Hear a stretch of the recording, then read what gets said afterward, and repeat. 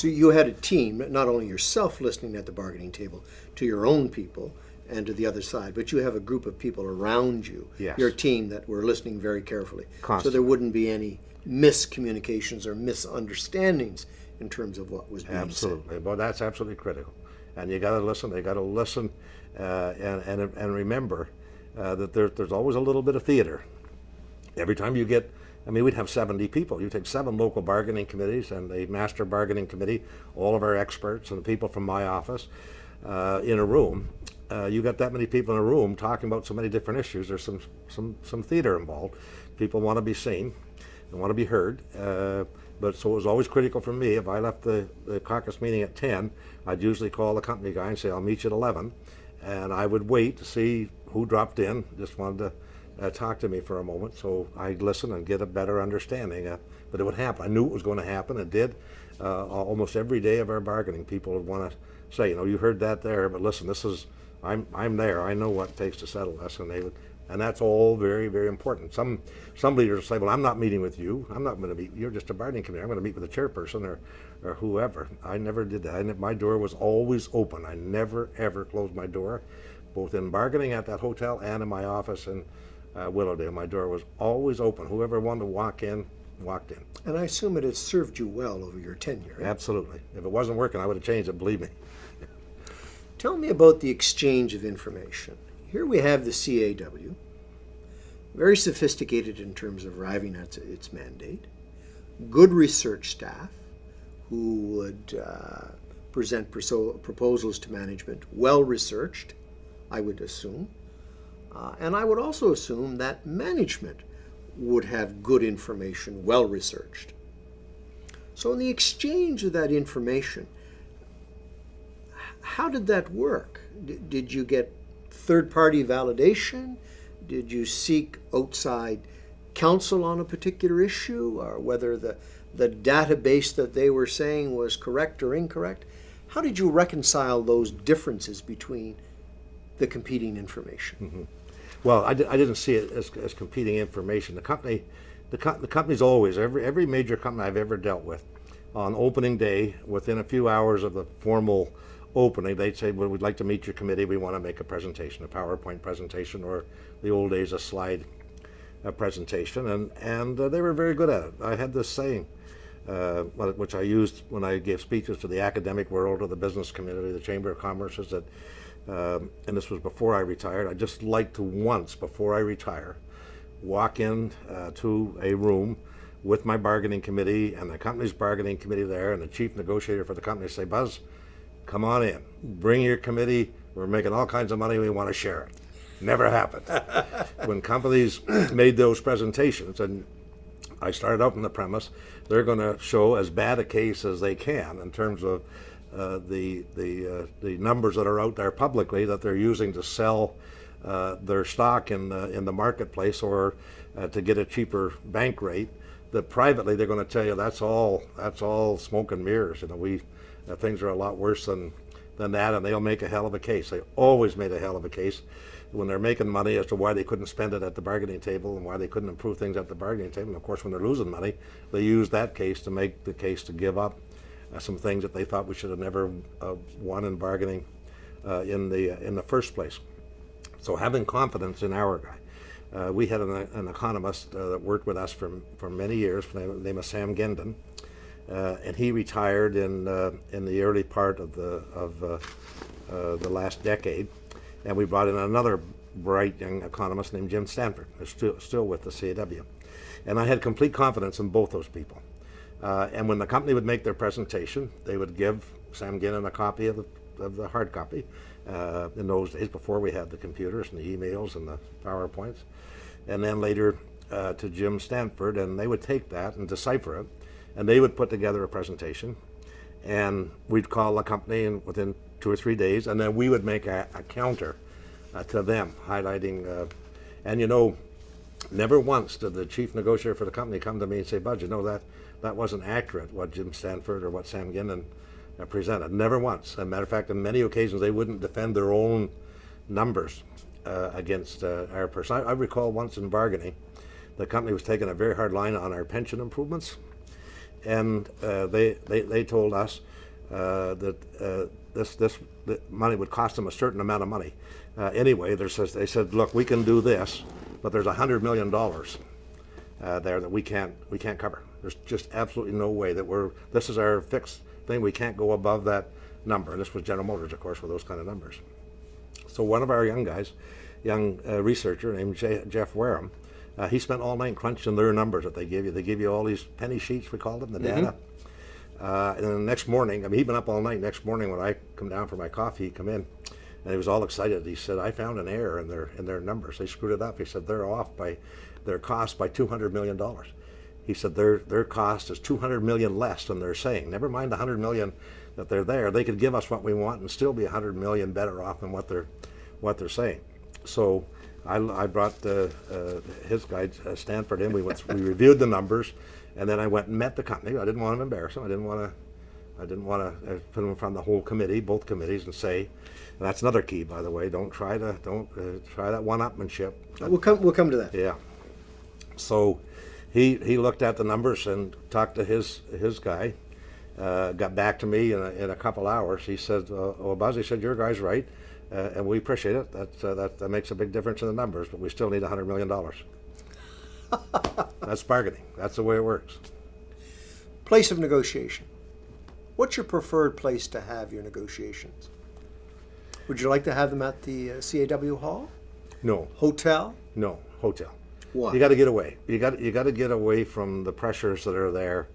In there, at one time, when I first started at Chrysler, when I was first involved in bargaining with Chrysler, as a member of leadership person at Local 444 in Windsor, we used to bargain right across the street from the plant, and everybody's talking to everybody. I mean, the many times you walk outside for a cigarette, somebody from the plant's talking to some of the guys, and then when one of the guys wanted to put a little wrench into the bargaining, they'd make a couple trips over to the plant gate and tell a few guys it's not going well. The first thing you know, lunchtime you had a big demonstration around the office, and they were throwing rocks through the windows, some of them, and it was so I was convinced that you had to move the bargaining out of the communities where the workplaces were. You couldn't, if you'd have went into Oshawa and tried to bargain on the company's premise, and they had all kinds of room there. I mean, there's all kinds of huge operation, but you'd have the constant harassment or interruption,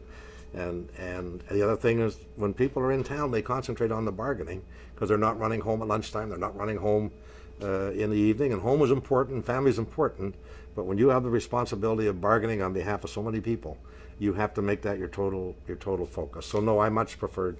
Did you find it was more effective to keep the pressure on in the negotiating boardroom as opposed to caucusing for long periods of time? Did you want to stay together to resolve the issues, or did you prefer?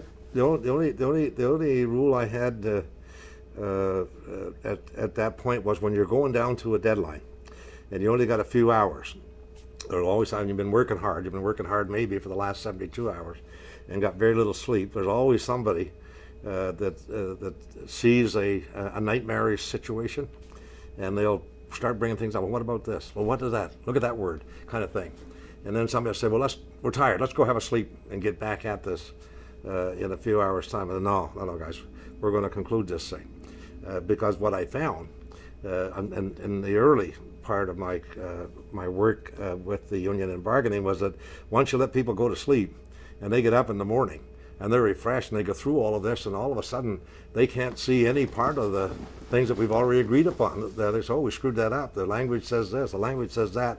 And as you know, language, there's all kinds of ways to interpret language, and people forget about the intent, which is a very, very important part of bargaining, the intent of the language, and that's why the knowledge base and the to have people around the institution that know what that language meant, as opposed to somebody just reading it. That's why that's very, very critical. So no, during the last few hours of bargaining, when you knew you had to make the final decisions, my policy was we're going to keep at it until we get it done.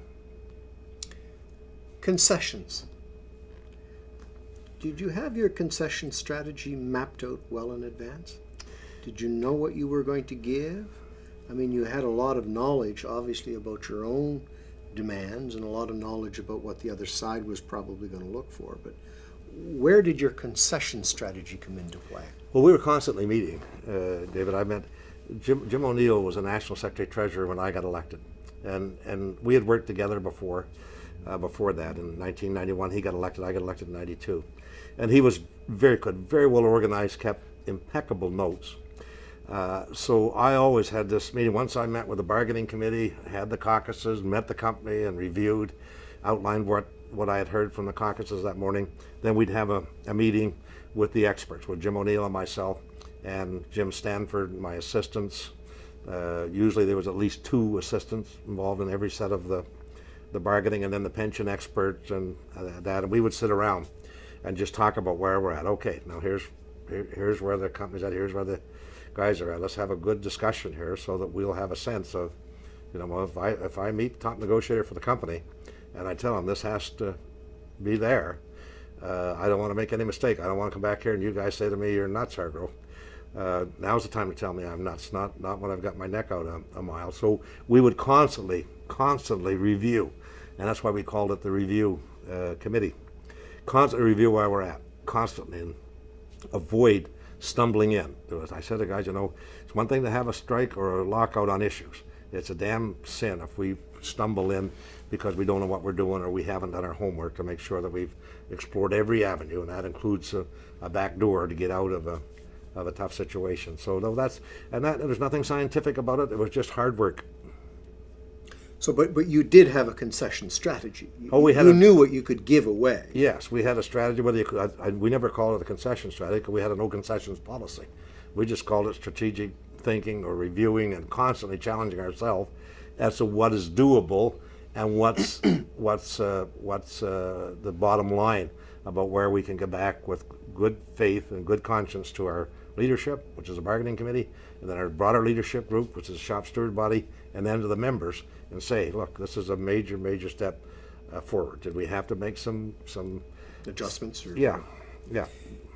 In your career, 40 years in the bargaining business, what are some of the most persuasive techniques that you've ever used or seen used in terms of the bargaining? Was it garnering sympathy for your workers? Was it using the media? Was it not embarrassing the other side? Was it having good concessions that you could give away? Anything come to mind in terms?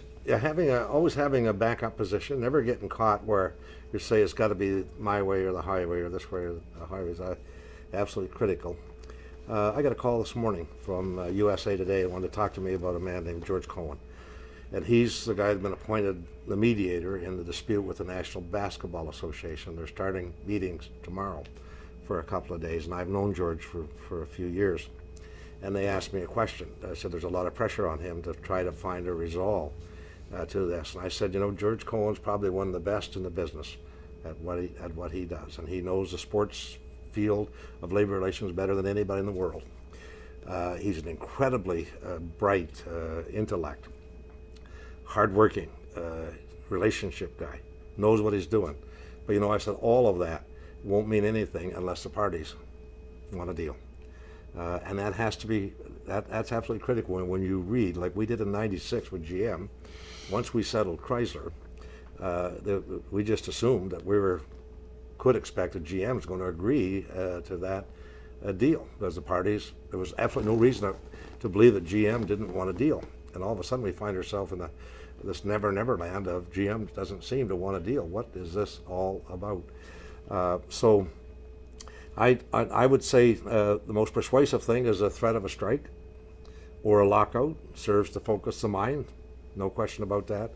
But the hard work, all of the other things that we've talked about, David, they all play a very critical role. And you have to be totally focused. You can't go into bargaining if you're playing a key role and say, I'm going out to dinner with some friends every night, or I got a girlfriend over in the other hotel, I'm going to meet her. Those things don't work. Your whole focus has to be on that bargaining, those issues, and no matter how small those issues are, you have to take them. Serious. I had just one example. The Substance Abuse Committee. We had a committee that dealt with how you deal with substance abuse in in the workplace. And we were settled. The collective agreement, we'd withdrawn the strike deadline, we'd voted on it. And one of our key guys came to me, who's on the substance abuse committee, he's a reformed alcoholic, and said, Buzz, he said, I thought we had something, we don't have it. And the company said they're not going to do it. He said, I have to have it. And so, it was easy for me to say to him at that point, sorry, it's not there, the bargaining's over. But I didn't. I went to the company guy and I said the same thing. Look, this guy's been around the union and the company a lot of years, and he somehow got the impression he had something, and now the language it's not there. You got to give it to him. So having the credibility to say that, when I looked that guy in the eye and said, I have to have that, he knew I had to have that. And it wasn't a question, it wasn't something that was he'd have to call Detroit and say, this is going to add a huge cost to the company. It was something that he could do just by using his decision making and respecting the relationship. So credibility with the company and with your bargaining committee, and listening to every guy, no matter how big or how small the issues were, absolutely critical. In renewing a contract, you sign a contract, 3 years, it's now coming to an end. You get to the bargaining table. Who makes the first offer? Company. You've heard that old story about the bank robber in the U.S. when they asked him why he robbed banks. That's where the money is. So you would prefer to have the company make the first offer? Oh, absolutely. Now, when you say offer, they're the ones that we're bargaining. They don't. I always used to lecture the companies, and they used to table these demands on us. I said, when did you apply for representation at the Ontario Labour Relations Board and get certified so that you could put demands on us? We're the ones that got certified. We're the ones that put the demands on the table. And we used to have a lot of fun with that argument. But the reality is, the offer, we're in bargaining to make progress for the workers, to show respect by the company for their contribution, the improved productivity, the improved quality, all of the things. So you would make the first offer? We would put our proposals on the table. They would put theirs. We would exchange. Every opening day, they would hand me a book of proposals. I would hand them a book. But the first offer always comes from the company. You would never put a first offer on the table? Never put a first offer on the table. Why? Well, again, the bank robber. They're the ones with the money. They have to come. I mean, if let me just give you this scenario. We're in an environment. But maybe we're confusing words here between offer and your proposal. When you would sit down with the management, you would have a proposal for the next 3 years, both on wages and non-wage items. No, we would have proposals that covered a whole lot of issues, but we would never, ever say we want a 10% wage increase. That was one thing I was very careful. We always asked for, we want a significant wage improvement. That's what we asked for. And because if you put out 9%, and immediately with the communication system today, it goes into the workplaces, the union's demanding 9%, that becomes the expectation of the members in the workplace. If you come back with 8%, you're going to still lose. You're going to get a hell of a beating. But if you go in, as we did, with a significant wage increase, and then you put the package together, David, and take it back and ratify it, people will question the wages, or sometimes they do, or whatever. But you don't lose your credibility by saying, I said we'd get a 9%. You know, it was interesting when we used to do our surveys, wages were always way down the list. There was this. I've never saw them better than 10th on the list of priorities from the workers themselves in the workplace. And the companies we used to publish them. The companies knew what the mood was, and they would say to me and the bargaining, your members aren't looking for wage increases. That was one of the last things that they identified. But I always said to them, come to our ratification meeting. They said it's number 10 on the list when we do the survey, but when we put the brochure in front of our members, you walk in, I hand the guy the brochure, the first thing, he goes to page 2 to see what the wage increase is. So it's number 1 priority in their mind. And the reason they don't identify it, because they know, or they believe they know, that the company's going to respond to that issue, and the union's going to respond because of the work that they have done. So don't ever misread because they're down the list that that's not a priority. It is. Did you put a lot of time and effort in terms of your opening statement? Yes. At the table? Yes. Tell us about that. Well, my role as a national president on opening day was to identify in front of both committees. Because remember, at General Motors, Ford, Chrysler, at Boeing, at Bombardier, wherever you go, there's people from their head offices that aren't necessarily going to be at the bargaining table again after that day, but they're there to listen and to report back to their bosses what they heard. So for me, I always started by welcoming the company, and I always said to the company, and I think it's an important part of a relationship, look, we're not going in here looking for a strike. We're going in looking for a settlement. We don't want any kind of shutdown. We don't want to lose a minute. It's our members that pay the big price. And then I would say, now I want to outline the priorities. And I didn't try to cover every committee's position on every issue, but the main economics of wages, pensions, healthcare benefits, a host of other things that come under economics. I would outline what the priorities were there. Improvement in our cost of living formulas, all of these things. So you would set the tone. Yes. You would hit on the major points that you would want to see movement on the other side. That's right. Without saying, this is exactly what we want. We never ever said that. We just talked about on healthcare. We need to improve the coverage of our healthcare benefits, and we've got a lot of areas where people are making co-payments on the hearing aids, for example, and those kind of things. And you might highlight a couple of those as examples, but never ever saying we have to move from A to Z on that issue. David, you remember the company guy did the same thing, but his focus would always be on the financial part of the company and the challenges they face, the investment they need, the new technologies, and the competition from the southern United States, competition from Japan. They give a much different presentation, but the message was always that we can't do anything. How did you deal with deadlocks? Deadlocks. Well, again, in our major bargaining, I just named one, the Bombardier thing, the deadlock there. Even though I didn't want that deadlock, it was completely out of my control. The bargaining committee and the membership have ownership, so all I have is the powers of persuasion. I don't even have a vote on the bargaining committee. My power is persuasion. And then when General Motors said we're not going to meet the pattern in 1996, I dealt with a deadlock by saying, okay, well, how do we deal with this? I said, we don't want to send a message to Detroit that we're the Marxist-Leninist Party of Canada, and we've got the tanks around their building, and we're going to start knocking them off. So how do we do that? How do we avoid being as obstinate as they are? How do we show that we're out for a settlement? And the first time ever, and the only time ever, by the way, I was able to convince the bargaining committee that we should do the rotating strikes. We shut down St. Therese first, then Scarborough, then Oshawa, and then we moved to the parts after that. So a deadlock is inevitable when you're doing a lot of bargaining, and you have to constantly examine, see where you're at, and kind of determine. Would the you strategy. caucus a lot? Oh yes. Oh, absolutely essential. The caucus meetings, the talk. I mean, I started every morning with a breakfast meeting with either No, the but company. in terms of a deadlock, if you came to the bargaining table and you were heavy into issues, etc., Yes. and there was a deadlock, you would caucus, Around the clock. regroup. Talk to my key people around me to make sure that we had any ideas. We had them all out there, that we didn't. And if somebody knew, I never accepted that somehow, because I'm the national president, I'm the chief negotiator, that I'm the only guy who can go meet with the top guy in the company. If I felt that Jim O'Neill, who was well respected by all the companies, if I felt he's probably better to go in and sit down now, because I've really lectured the hell out of him over their position, that he's better in to win now. He said, don't pay no attention to Hargrove. He goes a little nuts once in a while. What the hell does it take to settle this? I mean, how do we get at this thing? I would send him in. He would go in and talk to. So I never ever said the ownership rests with me, and nobody's going to be. That's a very critical part of a leader, to be able to know when you're the obstacle.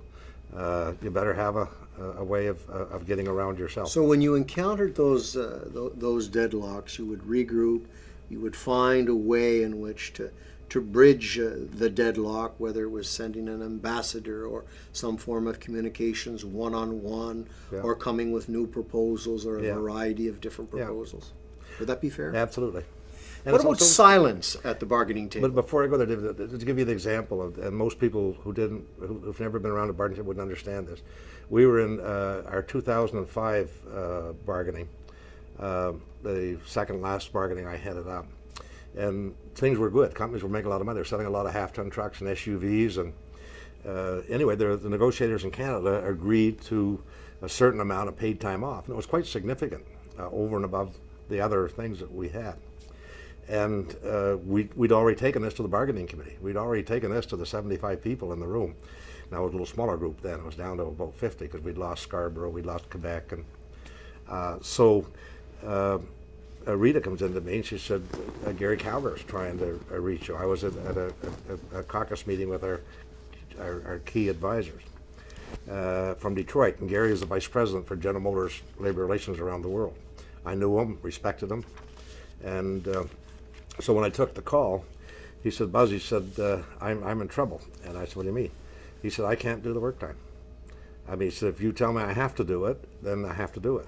But it's going to cost us dearly. It's going to cost you investment. It's going to, he said, our guys, somehow they screwed this thing up. And he said, I can't do it. So again, credibility. I knew Gary. I knew he wouldn't tell me that unless it was a real serious problem for him. So I called my key guys together and I went through it. I said, guys, we can't do this. This is about whether or not we have a relationship with General Motors. This is about whether or not we get the next investment in engines in St. Catharines or trucks in Oshawa. So we went, and then I went to the bargaining committee and I laid it all out to them. And I said, now guys, we've got it on the table. There's no way they can take it off. But I said, for me, this doesn't make any sense. The relationship's too important. We're going to be around a long while with GM. And these 2 or 3 days, I forget how many days it was now, but it was quite significant in terms of collective bargaining. So I was able to, with the approval of those, to call back to Gary Calger, and we gave up those days off. And those are important things that a leader, I've watched so many people look at an offer from the company and look at language and say, God, you know what this means? This means we got, that I could give you so many more examples of where the language that was submitted would have cost the company a lot of money. And I never, ever accepted that. I said, no, guys, we're not taking one penny more than what we bargained. If that language means that, I'm going to go to the company and tell them to change that language so it reflects exactly what, and that meant credibility. Very, very important. Bargaining. Credibility. Earned credibility. Silence. Lots of silence at the bargaining table? Oh yes, I was an expert at it. I used to love just blasting the hell out of the company on some issues and then sitting back and not saying anything. It always fascinated me how people on the bargaining committee couldn't do that on both sides. I used to just sit back and just let the tension build in the room. And for me, that was an important part of the process. But somebody'd always break it. There'd always be somebody on either side of the table. Not the chief negotiator, not me, not the guy that I'm looking in the eye while we're going through the silent treatment. But somebody else would feel somehow they got to come in, they got to say something. And it worked well? Worked well. Especially when you got a meeting 3-on-3, 2-on-2, or 1-on-1, and the guy gives you a blast and just sits there, whether it's a company to me or me to the company. It has an impact, no question about it. Don't ask me why, but it raises that tension level. It gets the blood boiling.